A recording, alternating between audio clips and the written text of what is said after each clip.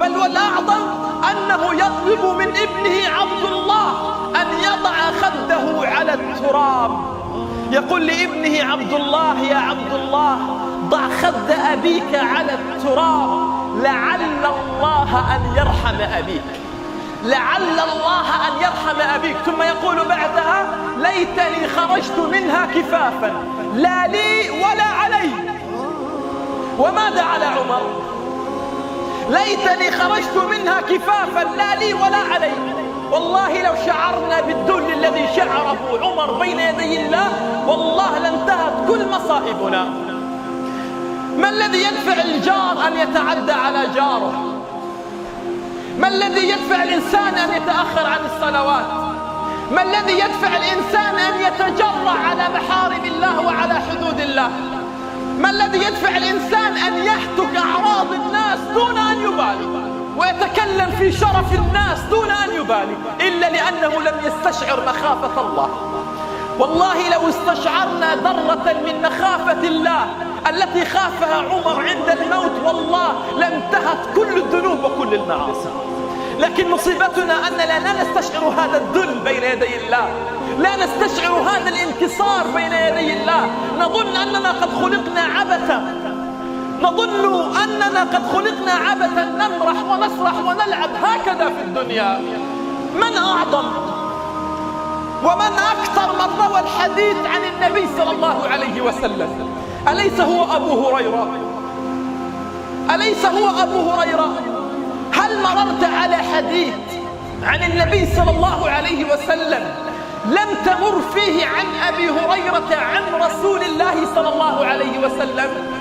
ماذا بعد هذا الشرف إلا أنه بكى عند الموت، إلا أنه بكى عند الموت. فقيل له: يا أبا هريرة، أتبكي وأنت صاحب رسول الله صلى الله عليه وسلم؟ اسمع ماذا قال. قال: والله لا أبكي على دنياكم هذه.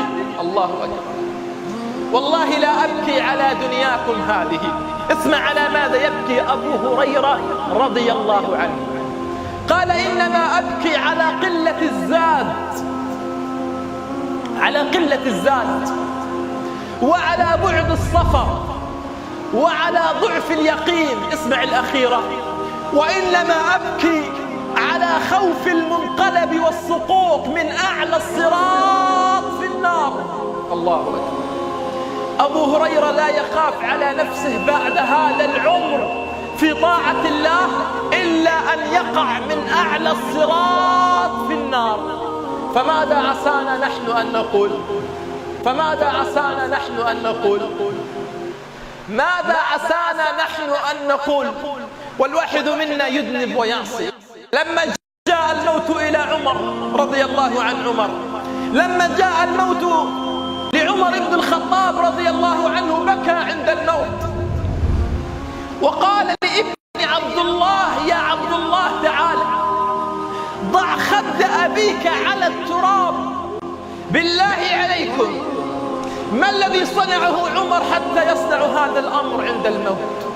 وهو الذي قضى الحياة بصحبة النبي صلى الله عليه وسلم، وهو الذي قضى الحياة جهادا ودعوة وإيمانا وصبرا واحتسابا وعبادة وشوقا إلى الرحمن، إلا أنه بكى عند الموت. بل والأعظم أنه يطلب من ابنه عبد الله أن يضع خده على التراب. يقول لابنه عبد الله: يا عبد الله، ضع خد أبيك على التراب لعل الله أن يرحم أبيك، لعل الله أن يرحم أبيك. ثم يقول بعدها: ليتني خرجت منها كفافا لا لي ولا علي. وماذا على عمر؟ ليتني خرجت منها كفافا لا لي ولا علي. والله لو شعرنا بالذل الذي شعره عمر بين يدي الله والله لانتهت كل مصائبنا. ما الذي يدفع الجار أن يتعدى على جاره؟ ما الذي يدفع الإنسان أن يتأخر عن الصلوات؟ ما الذي يدفع الإنسان أن يتجرأ على محارم الله وعلى حدود الله؟ ما الذي يدفع الإنسان أن يهتك أعراض الناس دون أن يبالي ويتكلم في شرف الناس دون أن يبالي إلا لأنه لم يستشعر مخافة الله؟ والله لو استشعرنا ذرة من مخافة الله التي خافها عمر عند الموت والله لانتهت كل الذنوب وكل المعاصي. لكن مصيبتنا أننا لا نستشعر هذا الذل بين يدي الله، لا نستشعر هذا الانكسار بين يدي الله.